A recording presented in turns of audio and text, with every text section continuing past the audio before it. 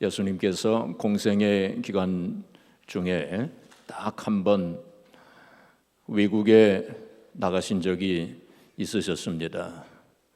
오늘 본문에 나오는 것처럼 예수님께서 두로 시돈 지방에 가셨어요. 이 두로와 시돈 지방은 지금의 레바논의 수도 베이루트의 남쪽 지역에 해당이 됩니다. 이 지역은 옛날부터 전쟁 요새지로 유명한 곳이었고, 또 예루살렘 성전을 지을 때에 거기 백향목이 많이 나옵니다. 그래서 거기 베이루트 그쪽 시돈 두루 지방에 백향목을 많이 베어가지고 이제 예루살렘 성전에 공급한 것으로도 유명한 지역입니다. 예수님께서 유대 사람들에게 배척을 당하시고, 그리고 이제 십자가를 목전에 두시고 제자들과 함께 조용한 시간을 보내시고 제자들에게 중요한 진리의 말씀들을 가르쳐 주시기 위해서 그 두로 시돈 지역으로 가신 것으로 그렇게 보입니다. 그런데 예수님께서 제자들과 함께 그곳에 가 계실 때에 한 이방 여자가 예수님께로 나타났습니다. 마가복음에 보면 그 여인을 가리켜서 수로보니게 여인이라고 그렇게 되어 있습니다. 이 수로보니게라고 하는 지역은 옛날 그 페니키아라고 하는 그러한 지역, 시돈과 두로 지역을 이제 가리키는 것입니다. 근데 이 여인이 예수님께로 와가지고 이제 말씀을 드리기를, 다윗의 자손 예수여, 나를 불쌍히 여기소서, 내 딸이 흉악하게 귀신 들렸나이다 하고 그렇게 큰 소리로 호소했습니다. 그런데 그 여인이 그렇게 큰 소리로 호소를 하였는데도 예수님께서 아무 대꾸도 하지 아니하셨습니다. 침묵하셨어요. 예수님께서 분명히 그 여자의 소리를 들으셨는데도 아무 말씀도 안 하시고 그냥 침묵을 하신 것입니다. 그래서 제자들이 보다 못해가지고 예수님께로 가가지고, 주님, 저 여자가 뒤에서 저렇게 소리를 치는데 보내시죠. 그렇게 말씀을 드렸습니다. 그것은 두 가지 의미가 있다고 생각을 합니다. 첫째는 예수님, 저 여자를 어떻게 그냥 가라고 하시죠. 시끄럽습니다. 그런 의미도 있을 수 있고, 또 하나 의미는 예수님, 저 여자의 소원을 빨리 들어주셔서 빨리 보내시죠. 그런 의미도 있습니다. 하여튼 제자들이 그런 말씀을 드렸을 때에 예수님께서 뜻밖의 말씀을 하십니다. 예수님께서 뭐라고 말씀을 하시느냐면은, 나는 이스라엘 집 잃어버린 양 외에는 보내심을 받지 아니하였느니라, 그렇게 말씀을 하십니다. 그러니까 이스라엘 사람들에게나 가서 내가 그들을 치료해주고 그들을 보살피라고 보내심을 받았지, 이방인들에게 내가 보내심을 받은 것이 아니다. 그 인종차별적인 그런 말씀을 하시는 거예요. 그러니까 그 여자가 그 말씀을 듣고서는 예수님께로 더 가까이 와서 엎드려 절하면서 그 여자가 또 뭐라고 말씀을 드리냐면, 주여 나를 도와주소서, 주여 나를 도와주세요 하면서 또 호소를 합니다. 그때에 또 예수님께서 또 더 뜻밖의 그런 말씀을 하시기를, 자녀의 떡을 취하여서 개들에게 던져주는 것이 마땅하지 아니하니라 하고 그렇게 말씀을 하십니다. 그러니까 이 수로보네게 여인을 개라고 그렇게 지칭을 하신 거예요. 근데 그 말씀을 듣고서 이 여자가 뭐라고 말씀을 드리냐면은, 옳소이다마는 개들도 주인의 상에서 떨어지는 부스러기를 먹지 않습니까? 하고 이 말씀을 드립니다. 그러니까 예수님께서 뭐라고 말씀을 하셨습니까? 여자여 네 믿음이 크도다. 여자여 네 믿음이 크도다. 네 소원대로 되리라. 그 말씀을 하셨어요. 그때로부터 그 딸이 고침을 받았다라고 한 것이 오늘 본문의 내용입니다. 이 여자는, 이 스로보니게 이방 여자는 참 위대한 신앙을 가졌어요. 원문에는 없지만은, 오늘 우리 성경 본문에는 없지만은 원래 원문에는 22절 서두에 이두라고 하는 헬라 말이 있습니다. 이두, 그건 무슨 뜻이냐면 보라, 그런 뜻입니다. 그러니까 22절 그 첫 부분에 보라, 가나안 여자 하나가 그 지경에서 나와서 소리질러 이르되 주 다윗의 자손이여 나를 불쌍히 여기소서 내 딸이 흉악하게 귀신 들렸나이다. 그렇게 되어 있는 거예요. 보라, 그것이 빠져 있어요. 보라. 이 마태가 이 성경을 기록할 때에 그때의 광경이 머릿속에 분명하게 나타나 있는 거예요. 그 이방 여자가 예수님께로 나온 그 자체가 참 놀라운 사실이라는 거예요. 또한 그 여자가 이제 위대한 그런 신앙을 가지고 결국에는 그 딸이 고침을 받은 그 사실이 너무나도 분명하게 기억이 되고 있었고, 그것이 참 놀라운 경험이었기 때문에 보라 하는 감탄사를 거기에 집어넣은 것입니다. 그 다음에 예수님께서 28절에 여자여 네 믿음이 크도다, 네 믿음이 크도다 하는 그 말씀을 하실 때에 우리 성경에는 그게 빠져 있지만은 오라고 하는 감탄사가 거기에 원래는 헬라 원문 성경에는 거기에 들어가 있어요. 오, 네 믿음이, 오 여자여 네 믿음이 크도다. 그러니까 예수님께서도 감탄하신 거예요. 그 여자의 그 신앙을 보시고 예수님께서도 감탄하신 거예요. 네 믿음이 크도다 하고 그렇게 감탄하신 거예요.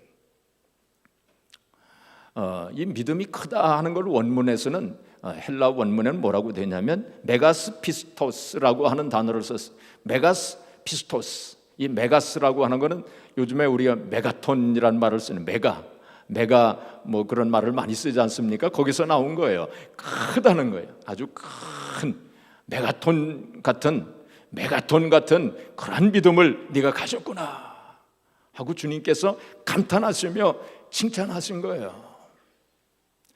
예수님께서 제자들에게 여러 번 책망하시는 거란 말씀을 하셨어요. 너희들의 믿음이 어디 있느냐?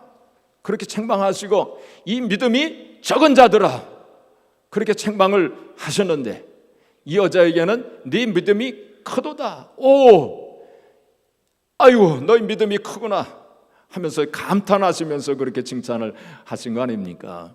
우리가 복음서에서 보면은 그 칭찬을 받은 사람들이 그리 많지 않아요. 네 믿음이 크구나, 네 믿음이 참으로 크구나 하면서 칭찬을 받은 사람이 소수에 불과합니다. 바로 이 스로보네게 여인도 그런 칭찬을 받은 거예요. 주님께서 우리의 믿음을 보시고 나의 믿음을 보시고 뭐라고 말씀하실까요?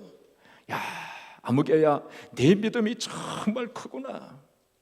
아니 이 믿음이 적은 자야, 네 믿음이 어디 있느냐? 혹시 그런 책망을 하시지는 않으실런지 우리의 믿음을 한번 점검해 보면서 이 스로보네게 여인이 어떠한 신앙, 어떠한 자세를 가지고 있었기에 이렇게 주님으로부터 칭찬받고 위대한 신앙을 가질 수 있었는지 오늘 세 가지로 한번 생각을 해보겠습니다. 첫째로 이 스로보네게 여인은 위대한 사랑을 가졌어요. 뭘 가졌어요? 위대한 사랑을 가졌어요. 이 여인의 딸이 흉악하게 귀신이 들려 있었습니다. 이 어머니는 그 딸을 고치기 위해서 백방으로 돌아다니면서 그 딸을 고치기 위해서 수단 방법을 가리지 않았을 것입니다. 그러나 치료를 받지를 못했어요.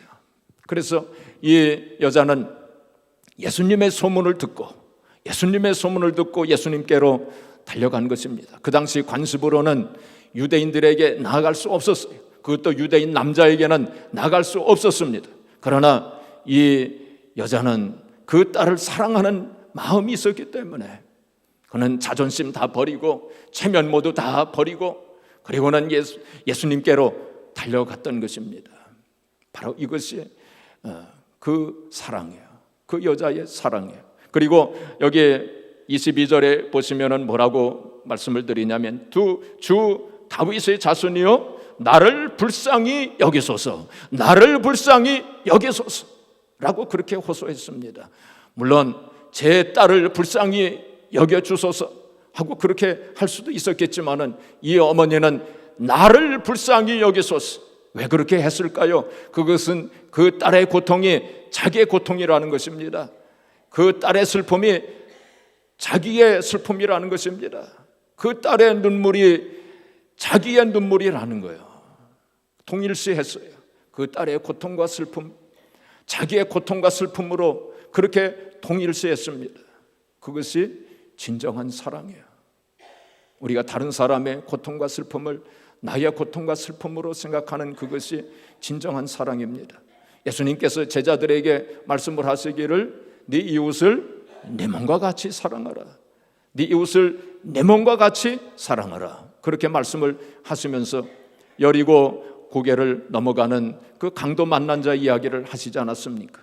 한 사람이 여리고를 넘어가는 그 고개를 넘어가다가 강도를 만나 이제 길가에 쓰러져 있었습니다. 레위 지파 사람이 지나가다 그걸 봤지만은 그냥 지나갔다고 그랬어요. 제사장 한 사람이 또 지나가다가 그걸 봤지만은 그냥 지나갔다고 했습니다. 그러나 사마리아 사람은 그걸 보고 그 사람을 보고 그 사람의 고통을 자기의 고통으로 느낀 거예요. 그 사람의 슬픔과 아픔을 자기의 슬픔과 아픔으로 느낀 거예요. 그래가지고 그 사람을 자기 나귀에 태워가지고 여관으로 데려가서 치료해 주지 않습니까? 바로 주님께서 너희들도 이와 같이 하라 그런 말씀을 하셨습니다. 바로 다른 사람의 고통과 슬픔을 나의 고통과 슬픔으로 느낄 수 있어야 돼요. 그것이 진정한 사랑입니다. 바로 이 여자는 그런 사랑을 가지고 있었어요. 옛날 제2차 세계대전 때 그 독일 나치에서 수많은 유대인들을 수용소에 가두었습니다. 그리고는 그들을 이제 강제 노동을 시키지 않았습니까? 그런데 그 가운데 로젠버그라고 하는 유대인 가족이 있었어요. 이 로젠버그 가족은 아버지와 어머니고 그리고 두 아들이 있었습니다. 이 네 가족이 각기 다른 막사에 수용이 되어 있었습니다. 그 나치 그 수용소에서는 남녀노소를 불문하고 이제 강제 노동을 시켰는데 거기서 일을 하지 못하는 약한 사람들은 바로 그냥 독가스실로 끌고 가서 독가스로 죽이는 그런 참 잔인무도한 그런 일을 서슴지 않았어요. 그런데 이 로젠버그 가족 중에서 둘째 아들, 이 막내 아들이 허약했어요. 병약했습니다. 그래서 이 아버지 어머니는 늘 마음을 졸였어요. 혹시 내 아들이 오늘 그 독가스실로 끌려가지는 아니했을까? 늘 노심초사하면서 이제 일이 끝나고 오면은 그 아들이 있는 막사를 살펴보곤 했어요. 내 아들이 돌아왔나 돌아오지 않았나 늘 노심초사하면서 그렇게 보았습니다. 근데 하루는 그 아버지가 이제 일을 마치고 이제 막사 안으로 들어와 보니까 큰아들이 구석에 웅크리고 앉아가지고 부들부들 떨면서 막 그렇게 울고 있는 거예요. 그래서 얘야 왜 그러냐? 네 동생은 어디 있냐? 네 엄마는 돌아오셨냐? 하고 이렇게 물어봤어요. 그랬더니 이 큰아들이 울면서 떨면서 이야기하기를 아빠 오늘 그 나치 병사들이 내 동생을 데리고 갔어요. 그런데 내 동생이 엄마 손을 붙잡고 놓지 않으면서 엄마 나 두려워요, 나 무서워요 하고 울었어요. 그러니까 그 엄마가 그래 내가 너와 함께 가마 네가 가는 곳 내가 함께 가마 하면서 그 엄마가 동생을 따라갔어요. 결국은 그 어머니와 그 아들이 함께 독가스실로 들어가서 죽은 것입니다. 참 그런 일이 있었어요. 참 그렇게 악독한 일이 사실은 얼마 전에 있었던 일입니다. 그것이 어머니의 사랑 아니겠습니까? 이 세상의 모든 어머니는 다 그럴 거예요. 아버지도, 이 세상의 모든 아버지도 다 그럴 거예요. 그게 부모의 사랑 아니겠습니까? 자녀들의 그 고통과 슬픔이 나의 고통 슬픔 아닙니까? 자녀들이 아플 때 내가 대신 아파줬으면 좋겠다 하는 그 심정을 누구나 다 갖고 있지 않습니까? 바로 그것이 부모의 사랑이요, 그것이 바로 하나님의 사랑이 아닙니까? 하나님께서 우리 인간을 보시고 우리 인간이 멸망하는 것, 우리 인간이 죽는 것을 보실 수가 없으셔서 하나님께서 바로 인간의 몸을 입으시고 성육신 하셔서 이 세상에 내려오신 거 아닙니까? 바로 우리 인간의 고통과 슬픔을 대신하시기 위해서 바로 하나님께서 성육신 하셔서 내려오신 것 아닙니까?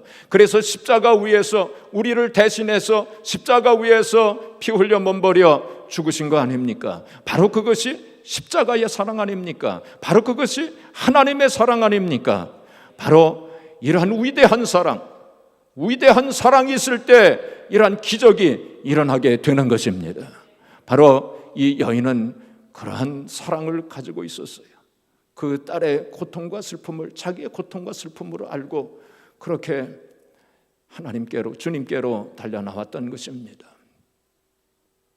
우리가 이 세상 살아가면서 다른 사람들의 고통과 슬픔을 나의 고통 슬픔으로 알고 내 이웃 형제의 고통과 슬픔과 눈물을 나의 고통과 슬픔으로 알고 또 우리 교회 안에 있는 우리 성도들의 고통과 슬픔을 나의 고통과 슬픔으로, 목장 식구들의 눈물이 나의 눈물로 알고 우리가 그렇게 기도해야 돼요.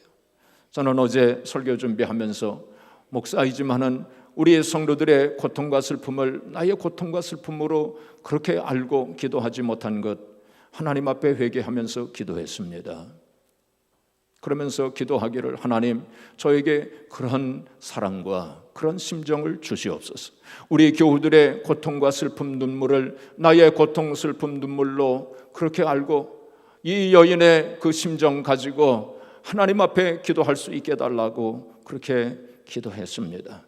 바로 이 여인은 그러한 위대한 사랑이 있었기에 바로 이러한 위대한 신앙을 가질 수 있었던 것입니다. 둘째로 이 여인의 위대한 신앙은 위대한 믿음의 요소가 있었어요. 뭐가 있었어요? 위대한 믿음이 있었습니다. 오늘 본문에 나오는 예수님의 모습은 우리가 평소 생각하는 예수님의 모습과는 전혀 딴판입니다. 우리가 생각하는 예수님은 어떤 예수님이십니까? 바로 모든 사람들을 긍휼히 여기시고 다 인자를 베푸시고 또 모든 병자를 고쳐주시는 그 주님의 모습이 바로 우리가 평소 생각하는 예수님의 모습 아닙니까? 그런데 여기 나타난 예수님의 모습은 어떤 모습입니까? 그 여인이 호소하는데도 불구하고 침묵을 하셨어요. 가만히 그냥 계셨어요. 그리고 또한 이스라엘 집 잃어버린 양 외에는 내가 보내심을 받지 아니했노라, 인종차별적인 그러한 말씀을 하시고 또 자녀의 떡을 취하여서 개들에게 던지는 것이 마땅하지 아니하다, 이것은 냉정한 거절 아닙니까? 모욕적인 그러한 말씀을 하신 거 아닙니까? 우리가 평소 생각하는 예수님과는 전혀 딴판인 모습을 우리는 오늘 본문 가운데서 우리가 볼 수 있게 돼요. 왜 그랬을까요? 예수님께서 왜 그러셨을까요? 긍휼과 인자가 참으로 무한히 많으신 주님이신데 왜 그 여인에게 그렇게 냉정하게 모욕적인 그런 말씀까지 하시면서 매몰차게 그렇게 말씀을 하셨을까요? 그 여자가 이방인이었기 때문에 그랬을까요? 아닙니다. 예수님께서는 이방인도 사실은 차별하지 아니하셨어요. 그래서 백부장이 와가지고, 이 백부장은 로마 군인 아닙니까? 이스라엘 사람이 아닙니다. 백부장이 와서 자기 하인의 병을 고쳐달라고 했을 때에 그 하인의 병을 고쳐주셨어요. 그리고 예수님께서 수가성 우물가에서 사마리아의 여인과 대화를 하시지 않았습니까? 인종차별하시는 분이 아니십니다. 그런데 주님께서 오늘 본문에서는 그런 참 좀 이해가 좀 잘 안 되는 그런 말씀과 태도를 보이셨어요. 왜 그러셨을까요? 그것은 한마디로 예수님께서 그 여자의 믿음을 시험하신 것입니다. 뭐 하셨어요? 시험하셨어요. 그 여자가 정말로 믿음을 가지고 나왔는지, 아니면 그냥 군중심리에 휩쓸려 가지고 그냥 한번 되나 안 되나 한번 보자, 믿져야 본전이다 등등 이런 생각을 가지고 왔는지, 정말로 진짜 믿음을 가지고 나왔는지, 그 믿음을 시험하시기 위해서 그렇게 말씀을 하시고 그러한 냉대를 하셨던 것입니다. 그런데 그 예수님의 그 시험에 이 여인은 합격을 했어요. 합격했을 뿐만이 아니라 참으로 우수한 성적으로 합격을 했어요. 그렇지 않습니까? 네 믿음이 크도다. 오, 너의 믿음이 정말로 크구나 하면서 그렇게 칭찬을 받게 됐어요. 이 여자는 어떻게 해서 그 시험에 합격했을까요? 바로 이 여자는 예수님에 대해서 분명하게 알고 믿었어요. 예수님은 긍휼과 인자가 풍성하신 주님이시라고 하는 사실을 확실하게 믿었습니다. 또한 주님은 구하는 자에게 반드시 응답하시는 주님이심을 확실하게 믿었어요. 우리가 하나님에 대해서, 주님에 대해서 잘 아는 것이 가장 중요한 일입니다. 그래서 에베소서 1장 17절에 보시면 지혜와 계시의 정신을 주셔서 하나님을 알게 해달라고 그렇게 기도했어요. 하나님을 바로 알고 주님이 어떤 분인가 하는 것을 바로 아는 것, 이것이 제일 중요합니다. 그래야 우리가 올바른 신앙생활을 할 수 있어요. 바로 이 여인은 그러한 확실한 믿음을 가지고 있었어요. 주님께서 저런 말씀을 하시고 또 주님께서 저런 태도를 보여주신 것은 내가 지금 이해가 안 되지만은, 그러나 분명히 주님의 섭리와 주님의 경륜이 있을 것이라고, 내가 이해하지 못하는, 내가 알지 못하는 그러한 주님의 뜻이 분명히 있을 것이라고 이 수로보니게 여인은 확실하게 믿었어요. 그래서 끝까지 믿음을 지키고 그리고 주님께 기도했던 것입니다. 주경학자 중에 한 사람이 이렇게 얘기했습니다. 결국 우리는 예수 그리스도의 침묵과 냉대 속에는 항상 그분의 놀라운 경륜과 섭리가 내포되어 있음을 알아야 한다. 따라서 우리는 그분의 침묵 앞에 좌절치 말고 그분의 무관심 앞에 원망하거나 반항치 말아야 한다. 오히려 우리는 더 큰 소망을 품고 주님의 때, 주님이 기뻐하시는 기회가 이를 때까지 믿음으로, 인내로, 끝없는 간구로 기다려야 할 것이다 하고 그렇게 말했습니다. 전곡을 찌르는 말입니다. 우리가 신앙생활 할 때 어떤 때는 하나님께서 나를 떠나신 것 같고, 내가 기도할 때 하나님께서 침묵하신 것 같고, 내 기도를 응답 안 해주시는 것 같고, 또 나를 차별하시는 것과 같은 그러한 때가 있어요. 그때가 바로 우리의 신앙의 위기입니다. 이 위기를 잘 넘겨야 돼요. 욥은 우리가 알고 있는 것처럼 동방의 의인이었습니다. 또 하나님께서 욥을 또 칭찬을 하셨습니다. 그런데 욥에게 어떤 일이 있었습니까? 정말로 말할 수 없는 재난과 고난과 환난을 당하지 않았습니까? 그래서 욥은 몸부림치면서 하나님 앞에 호소했습니다. 하나님, 왜 내가 이런 고난과 고통을 당해야만 하는 것입니까? 하면서 하나님, 왜 나에게 이런 어려운 일을 주셨습니까? 하나님 앞에 호소하고 또 호소하고, 어떤 때는 한탄도 하고 단식도 하고 하나님 앞에 항의도 했어요. 그런데 그때마다 하나님께서 침묵하셨습니다. 하나님께서 가만히 계셨어요. 아무 말씀도 하지 않으셨습니다. 욥은 너무나도 답답했을 것입니다. 그러면서 욥은 욥기서 13장 24절에 보시면은 주께서 어찌하여 얼굴을 가리시고 나를 원수로 여기시나이까? 나를 원수로 여기시나이까? 왜 잠잠히 계십니까? 하면서 호소했어요. 그리고 또 23장 8절 9절에 보시면은 욥기서 23장 8절 9절을 보시면 내가 앞으로 가도 그가 아니 계시고 뒤로 가도 보이지 아니하며 그가 왼쪽에서 일하시나 내가 만날 수 없고 그가 오른쪽으로 돌이키시나 배울 수 없구나. 하나님께 아무리 호소하고 하나님께 아무리 부르짖어 기도해도 하나님께서 아무 응답도 안 하시고 아무 말씀도 안 해주시는구나 하고 그렇게 탄식을 했습니다. 자, 그런데 말이죠, 욥에게는 욥이 이렇게 한탄도 하고 탄식도 하고 어떤 때는 하나님 앞에 항의도 하고 막 그랬지만 사실은 그 욥의 중심에는 믿음이 있었어요. 내가 알지 못하는 하나님께서 지금 이렇게 나에게 침묵하시지만은 내가 알지 못하는, 내가 이해하지 못하는 하나님의 섭리와 경륜과 뜻이 분명하게 있을 것이다 하는 그것을 확실하게 믿고 있었어요. 그래서 바로 그 다음 절에 욥기서 23장 10절 바로 그 다음 절에 뭐라고 고백을 합니까? 나의 가는 길을 오직 그가 하시나니 그가 나를 단련하신 후에는 내가 뭐같이 나오리라? 정금같이 나오리라. 새 번역된 성경에는 순금같이 나오리라. 그렇게 고백을 했어요. 그가 한탄하기도 하고 탄식도 하고 하나님께 항의도 하고 막 호소도 하고 몸부림치는 그러한 가운데도 그의 마음속에는 그러한 믿음이 있었어요. 그래서 끝까지 하나님을 배신하지 아니하고 그 믿음을 가지고 기도했어요. 결국에는 우리가 욥기서에서 마지막에 하나님께서 말씀하시지 않습니까? 하나님께서 욥에게 말씀하세요. 그 말씀이 나오지 않습니까? 얼마나 은혜스러운 광경입니까? 욥은 분명히 알았어요.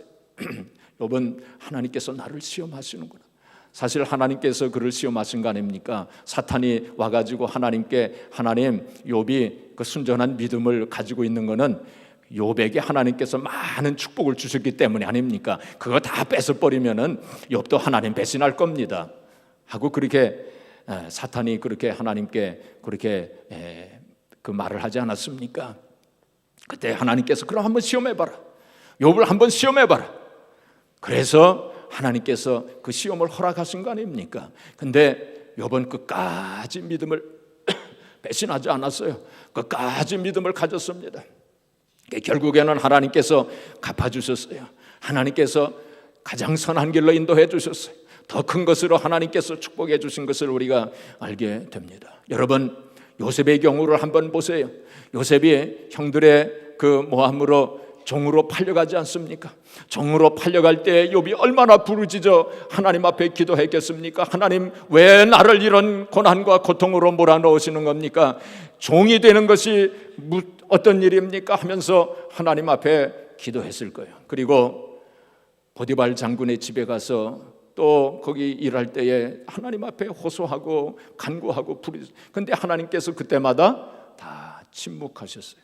가만히 계셨어요. 그 요셉의 기도를 들으시지 않으셨어요. 그냥 물론 들으셨겠죠. 그런데 침묵하셨어요. 성경에 보면 하나님께서 그에게 뭐 말씀하셨다, 그 기록이 전혀 없습니다. 침묵하셨어요. 나중에 요셉이 또 누명을 쓰고 감옥에 갇히지 않습니까? 그때에도 또 요셉의 몸부림치면서 하나님 앞에 기도했을 것입니다. 너무나도 억울합니다. 너무나도 억울합니다. 하나님 어떻게 해주세요 하면서 기도했을 거예요. 그런데 그때에도 하나님께서 침묵하십니다. 아무 말씀도 안 하십니다. 그러나 나중에 우리가 성경을 보게 되면 하나님께서 이제 개입하시지 않습니까? 하나님의 때가 되었을 때 개입하시지 않습니까? 놀라운 일이 일어나지 않습니까? 하나님께서 요셉을 크게 높이 들어서 사용하시지 않습니까? 여러분, 모세의 경우를 보더라도 모세가 미디안 광야로 가가지고 40년 동안 양을 치는 목동 생활을 하지 않습니까? 그때마다 하나님 앞에 기도했을 거예요. 하나님 어떻게 된 것입니까? 하나님 어떻게 좀 해주세요 하면서 하나님 앞에 부르짖어 간구했을 거예요. 그러나 하나님께서 40년 동안 침묵하셨어요. 아무 말씀도 안 하셨어요. 근데 나중에 호렙산에 올라갔을 때 그때 하나님께서 비로소 말씀하시지 않습니까? 다윗의 경우를 보더라도 다윗이 많은 어려움과 고통이 있었어요. 고난과 환난이 있었습니다. 그러나 하나님께서 침묵하실 때가 많았어요.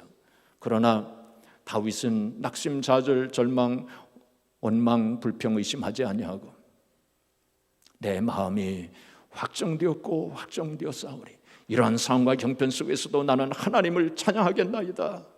그렇게 고백을 합니다. 하나님께서 감동을 받으셨을 거예요. 결국에는 하나님께서 다윗 편에 쓰셔서 다윗을 인도하시고 가장 좋은 곳으로 인도해 주시지 않습니까? 바로 우리가 그런 믿음을 이 여자는 바로 그런 믿음을 가졌어요. J.B. 필립스라고 하는 사람이 있는데, 이 사람이 어떤 책을 썼냐면 Your God is too small 이라고 하는 책을 썼어요. 당신의 하나님은 너무 작습니다. 당신의 하나님은 너무 작습니다. 그러면서 뭐라고 얘기를 했느냐면은 당신의 인생의 크기는 바로 당신이 믿는 하나님의 크기에 달렸다고 그렇게 말했어요. 여러분들이 믿는 하나님은 어떤 하나님이십니까? 여러분들이 믿는 하나님은 얼마나 크신 분이십니까? 많은 사람들이 자기의 생각과 자기의 경험과 또 세상의 상식을 가지고 하나님을 제한한다고 그랬어요. 하나님은 전지전능하시고 무한하신 하나님이신데 우리의 그 생각을 가지고 우리의 경험과 이성을 가지고 하나님을 가두어 드린다는 거예요. 그래서 우리가 믿는 하나님이 너무 작은 하나님이라.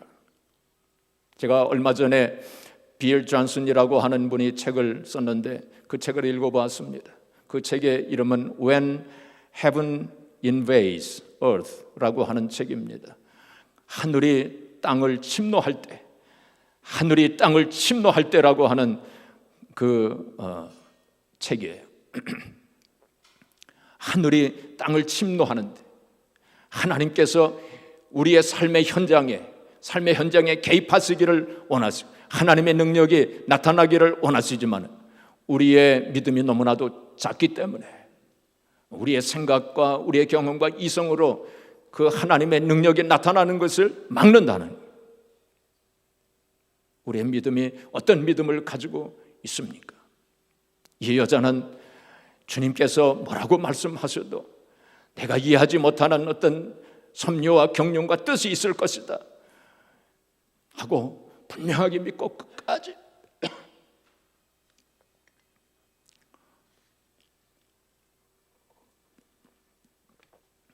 간구했어요. 여기에 수르보네게 여인이 뭐라고 기도했습니까? 주여 나를 긍휼히 여겨주소서, 나를 긍휼히 여겨주소서 하고 그렇게 기도했어요. 그리고 또 뭐라고 기도했습니까? 주여 나를 도와주세요, 나를 도와주세요. 특별히 주여 나를 긍휼히 여겨주세요, 나를 긍휼히 여겨주세요. 그 기도는 유명한 기도입니다. 사실 이 전년의 기독교 역사상 제일 많이 드려진 기도가 바로 그 기도입니다. 영어로 말한다면 Lord Jesus Christ, Son of God, have mercy on me, a sinner. 그 기도예요. 그 기도가 아주 유명한 기도입니다. 그래서 신학자들은 그 기도를 가리켜서 Jesus Prayer라고 그렇게 말합니다. 예수 기도. 예수님께서 기도하셨다는 게 아니고 바로 예수님을 부르면서 기도했다. 그래서 Jesus Prayer라고 말합니다. 그걸 영어로 제가 조금 말씀을 드리면은 하나님의 아들 주 예수 그리스도여, 죄인인 나를 불쌍히 여기소서. 이제 그런 뜻입니다. 이제 그래서 뭐 그렇게 다 안 해도 괜찮습니다. 주여 나를 불쌍히 여기소서, 주여 나를 불쌍히 여기소서. 이 전년 기독교 역사상 제일 많이 드려진 기도가 바로 그 기도입니다. 그리고 제일 좋은 기도가 바로 그 기도예요.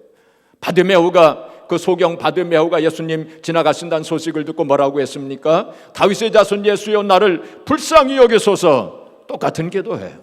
그때 주님께서 가시던 발걸음을 멈추시고 그 소경을 오라 하시고 그리고 고쳐주신 거 아닙니까? 다윗의 자손 예수여, 주 예수여 나를 불쌍히 여기소서, 주여 나를 불쌍히 여기소서. 한번 따라서 해보시기 바랍니다. 주여 나를 불쌍히 여기소서. 시작. 그렇게 기도하세요. 다른 거 기도 안 해도 괜찮아요. 주여 나를 불쌍히 여기소서, 아무개를 불쌍히 여겨주소서. 아들 딸 생각하면서 아무개를 불쌍히 여겨주소서. 그렇게 기도하셔도 됩니다. 가장 좋은 기도예요. 밤새도록이라도 한마디를 가지고 기도해도 돼요. 주여 나를 불쌍히 여겨주소서, 아무개를 불쌍히 여겨주소서. 여자는 이 수르보네게 여인은 그렇게 기도했어요. 하나님 주님 앞에 그렇게 기도했어요. 낙심하지 아니하고 포기하지 아니하고 끝까지 주님께서 뭐라고 하셔도 침묵하셔도 냉대하셔도 무관심하게 대하셔도 모욕을 주셔도 끝까지 그렇게 기도했어요. 결국 그 여인은 기도 응답을 받았어요. 자, 마지막으로 예수로본의 여인의 위대한 신앙은 위대한 겸손입니다. 뭐예요? 위대한 겸손이에요.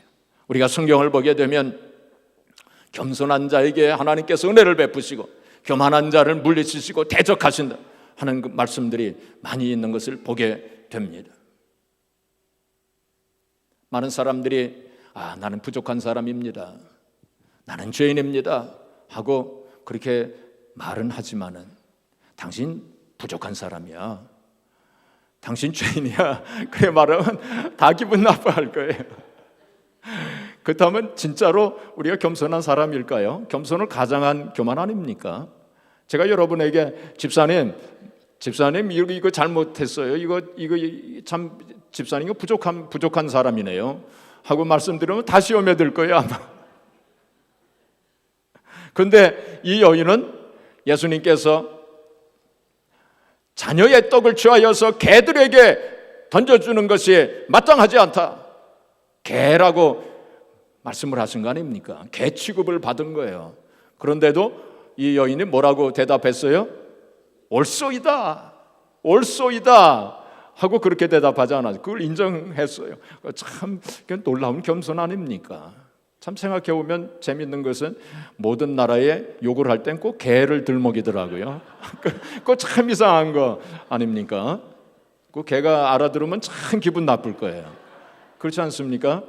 개는 참 충성스러운 동물이에요.